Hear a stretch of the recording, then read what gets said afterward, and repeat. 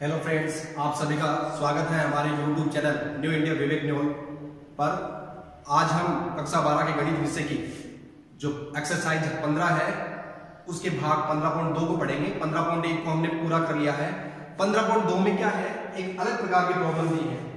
पहले हमें खत्म दिया होगा, उसके बाद में हमें जो असमीकाएं बनानी होगी और वही प्रक्रिया अपनानी है जो 15.1 में हमने पूरी करी है।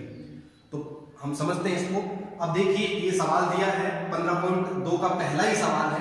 इसको हम पहले पढ़ते हैं, उसके बाद में इसकी असमीकाएं बनाते हैं और उसके बाद में सोल्व करते हैं। एक आहार विज्ञानी दो प्रकार के भोज्यों को इस प्रकार मिलाना चाहती है कि प्राप्त मिश्रण में विटामिन ए की कम से कम 8 इकाई हो, ज्यादा हो सकती हैं, तथा विटामिन सी की कम से कम 10 इकाई विद्यमान हो। भोज्य फेस्ट में, जो भोजन फेस्ट प्रकार का है, उसमें ए विटामिन 2 इकाई प्रति केजी तथा विटामिन सी 1 इकाई प्रति केजी तथा सेकंड भोज्य में विटामिन ए 1 इकाई प्रति केजी तथा विटामिन सी 2 इकाई प्रति केजी है। भोज्य फर्स्ट की जो लागत है वो 5 रुपए, जबकि भोज्य सेकंड की जो लागत है वो 7 रुपए है। तो हमें मिश्रण का निम्नतम लागत ज्ञात करनी है। जो मिश्रण हम बनाएंगे उसकी निम्नतम लागत ज्ञात करनी है और उस समस्या का हल हमें निकालना है। तो देखिए, इस प्रकार के सवालों में आपको क्या करना पड़ता है। शॉर्ट ट्रिक यही है कि कभी भी हम कोई चीजें मिलाते हैं तो कभी एक जैसी चीजें मिलाते हैं। जैसे विटामिन ए में तो विटामिन ए ही मिलाएंगे, विटामिन सी तो मिलाएंगे नहीं, क्योंकि हमें विटामिन ए की देखिए कम से कम 8 इकाई मात्रा दी है कि हम विटामिन ए की कम से कम 8 इकाई मात्रा यूज करें और विटामिन सी की कम से कम 10 इकाई मात्रा यूज करें। तो ध्यान करिए, तो दो प्रकार के भोज्य हैं। यहाँ पर दो प्रकार के भोज्य हैं। माना भोज्य फर्स्ट की x इकाई प्रति केजी है तथा सेकंड की y इकाई प्रति केजी है। हमने भोज्य फर्स्ट की x इकाई मान ली कि x इकाई हम बनाएंगे और भोज्य सेकंड की हम y इकाई बनाएंगे। तो भोज्य फर्स्ट, ये भोज्य फर्स्ट लिख लिया हमने, यहाँ पर भोज्य सेकंड लिख लिया, इसके यहाँ x लिख लेंगे, इसके यहाँ y लिख लेंगे। अब देखिए, विटामिन ए, भोज्य फर्स्ट में विटामिन ए कितना रखना है, देखिए दिया है भोज्य फर्स्ट में विटामिन ए 2 इकाई, तो भोज्य फर्स्ट में विटामिन ए 2 इकाई और भोज्य सेकंड में विटामिन ए की मात्रा रखनी है 1 इकाई। और ये जो है आवश्यकता कितनी है, कम से कम 8 की, तो टोटल है 8 से ज्यादा होना चाहिए। विटामिन सी, भोज्य फर्स्ट में विटामिन सी कितना रखना है, विटामिन सी भोज्य फर्स्ट में 1 इकाई रखना है, 1 इकाई, और भोज्य सेकंड में विटामिन सी कितना रखना है, 2 इकाई रखना है। और इसकी मात्रा किससे ज्यादा होनी चाहिए, 10 से ज्यादा होनी चाहिए। अब भोज्य फर्स्ट की लागत कितनी है, 5 रुपया, और भोज्य सेकंड की लागत कितनी है, 7 रुपया। अब देखिए, सर्वसमीकाएं कैसे बनाएंगे हम। देखिए 2x, देखिए 2 है यहाँ, तो 2x भोज्य फर्स्ट में विटामिन ए हो गया प्लस 1 गुणा y, तो y हो गया। अब इसका मान बड़ा रहेगा किससे, ज्यादा रहेगा किससे, 8 से, क्योंकि इसने कहा कम से कम, तो ज्यादा रहेगा 8 से। ऐसे ही दूसरी सर्वसमीका x प्लस 2y, ये किससे ज्यादा रहेगा, 10 से। देखिए, यहां अधिकतम कहता तो हम लेस देन का चिन्ह लगाते हैं, लेकिन इसने कहा कम से कम, तो ये अधिक रहेगा ना। और दो असमीकाएं आपको हमेशा साथ में लेनी है कि जो भोज्य फर्स्ट होगा वो 0 इकाई से तो ज्यादा ही होगा, या 0 हो सकता है या 0 से ज्यादा हो सकता है। भोज्य सेकंड है वो भी 0 इकाई से ज्यादा होगा। ये दोनों सर्वसमीकाएं आपको साथ में लेनी है। अब उद्देश्य फलन हमारा z कैसे बनेगा, 5x plus 7y, 5x plus 7y, ये हमारा उद्देश्य फलन बन गया। तो एक बात ध्यान रखिए, देखिए हमेशा विटामिन ए में विटामिन ए मिला है, आप ये गलती ना करें कि विटामिन ए में सी मिला दें।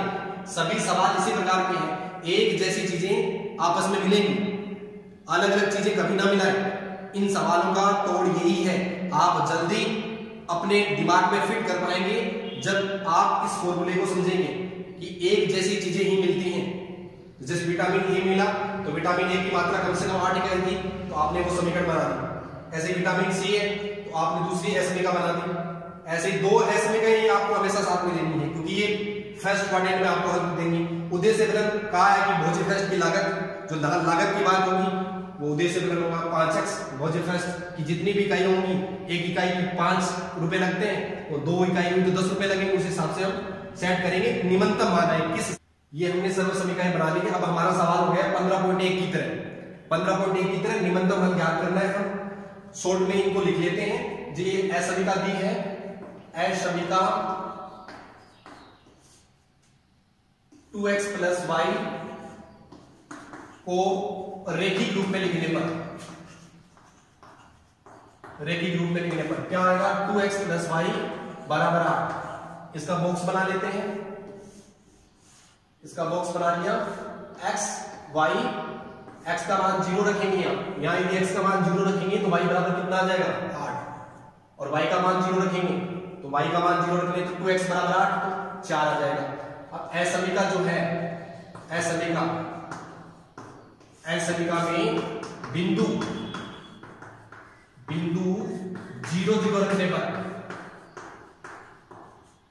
रखने पर तो 2 गुणा 0 प्लस 0 ग्रेटर देन 8, तो 0 बड़ा होता है 8 से। क्या सत्य है? असत्य।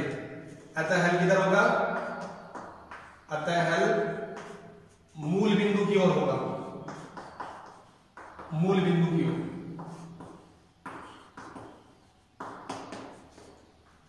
ऐसे ही दूसरी है समीकरण, x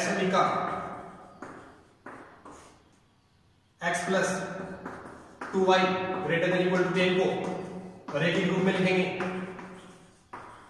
रेखिक रूप में क्या आएगा, x + 2y = 10।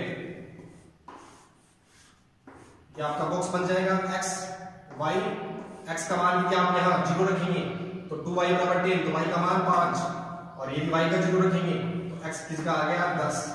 ठीक है, और इसमें बिंदु 0 0 रख देते हैं तो आप देखिए 0 + 2 गुणा 0, क्या 0 बड़ा होता है 10 से, 0 ग्रेटर देन 10, तो ये असत्य हुआ।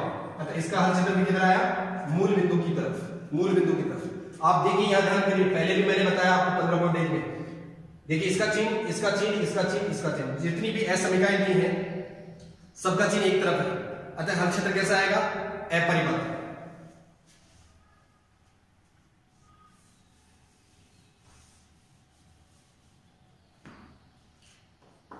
तीसरा आपको लिखना आता है कि x > 0, ये x बराबर 0 है, किसको बता रहा है, yx को।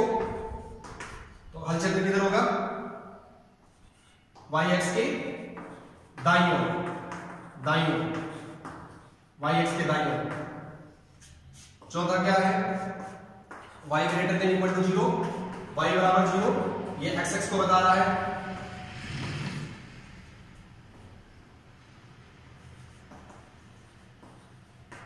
x के ऊपर की ओर, देखिए ये आप लिखना जानते ही हैं, अच्छे से लिख लीजिए। इसका अर्थ क्या होगा, मूल बिंदु की ओर, मूल बिंदु की ओर। ये सारी एक जैसे ही हैं, और आप उद्देश्य फलन ध्यान रखिए 5x + 7y। अब हम इसका ग्राफ बनाते हैं।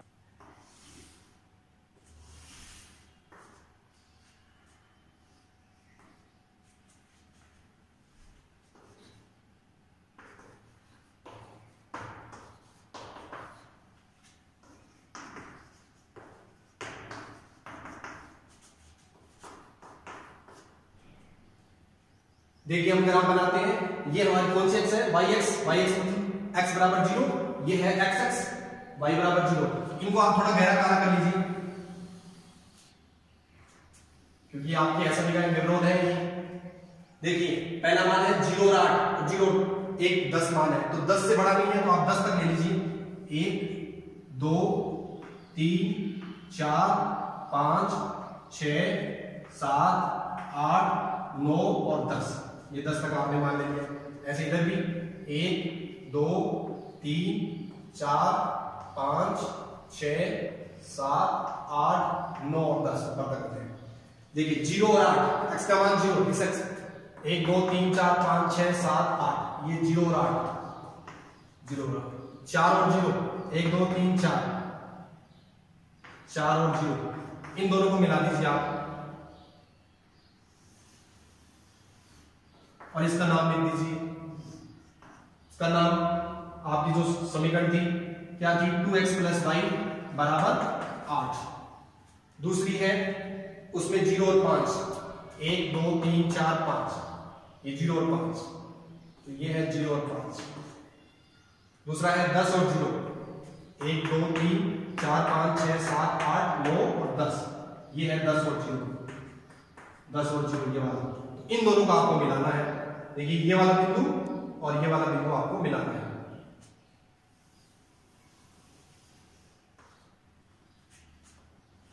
और इसका नाम लिख दीजिए, इसका नाम था x + 2y = 10।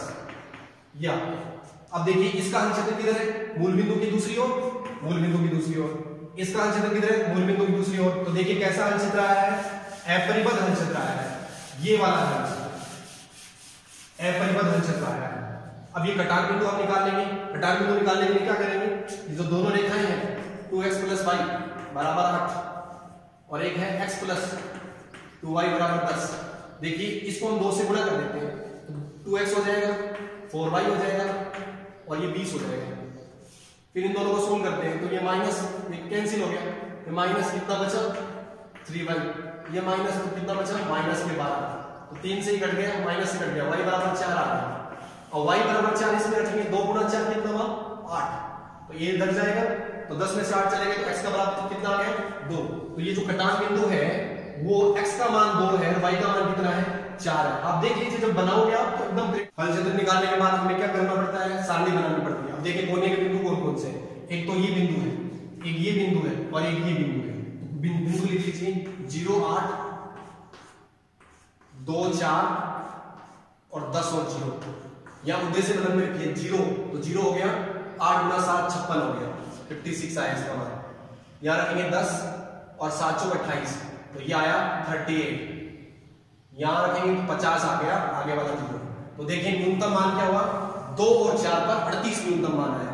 लेकिन अपरिबद्ध हल क्षेत्र है, इसका मतलब हमें क्या करना है, इसकी जांच करनी है।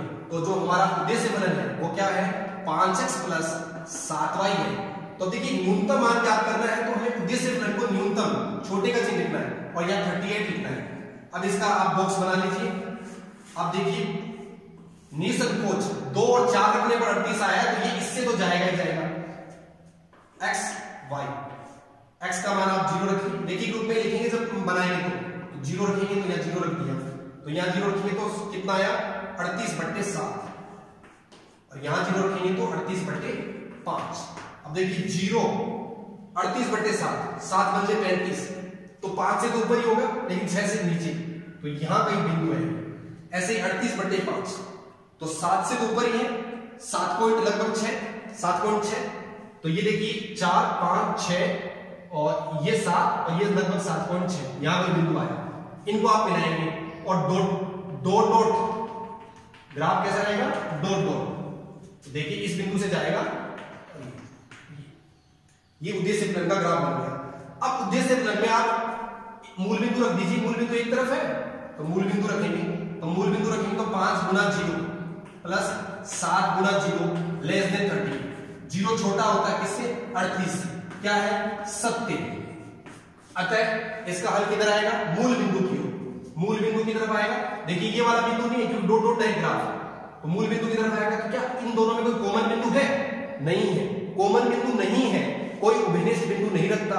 इसका मतलब हल वही होगा जो आपको पहले प्राप्त हुआ है। पहले क्या प्राप्त हुआ है, पहले आपको 2 और 4 पर न्यूनतम मान 38 इकाई प्राप्त हुआ है, तो यही आपका हल हो गया। अब आपको लास्ट में एक लाइन लिखनी पड़ेगी कि दी गई रैखिक प्रोग्रामल समस्या का न्यूनतम मान 2 4 पर 38 इकाई प्राप्त हुआ। मतलब क्या है कि भोजे फर्स्ट की 2 इकाई लेनी है और भोजे सेकंड की 4 इकाई लेनी है, तब आपके 38 रुपए लगेंगे न्यूनतम। आपको अधिक देखिए ज्यादा मटेरियल मिलेगा लेकिन पैसा कम मिलेगा। ऐसी एक व्यवस्था बनानी थी हमने, वो पूरी बना दी है। धन्यवाद आप सभी का। प्लीज चैनल को सब्सक्राइब जरूर करें। हम आपके लिए ऐसे ही जो कठिन प्रश्नावलियां हैं, जो कठिन सवाल है, उनके हल लेकर आते रहेंगे।